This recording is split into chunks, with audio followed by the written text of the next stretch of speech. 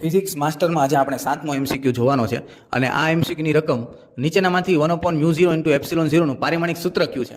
તો આમાં તમારે એક સૂત્રનો ઉપયોગ આવશે, c બરાબર 1/√μ0 × ε0.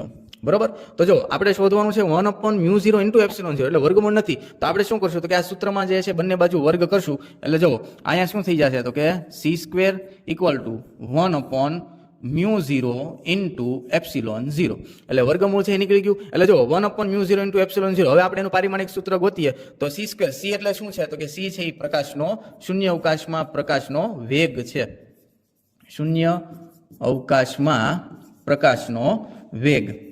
તો હવે આપણે વેગનું પારિમાણિક સૂત્ર શું થાય તો કે વેગ છે c². બરોબર. એટલે આપણે લખશું કે ભાઈ 1/μ0 × ε0 વેગનું પારિમાણિક સૂત્ર થશે m0 L1 t -1. બરોબર. પણ c² છે એટલે આપણે આ કાઉન્સનો જે છે એ સ્ક્વેર કરી નાખશું. હવે સ્ક્વેર છે કાઉન્સની અંદર ગુણાકાર થશે તો 0 સાથે ગુણાકાર થાય તો શું થશે તો કે m0 L2 t -2. આમ આ તો આપણે આવી ગયો આ એમસીક્યુ નો જવાબ. એટલે તમારે આમાંથી ઓપ્શન છે એ આવશે સી.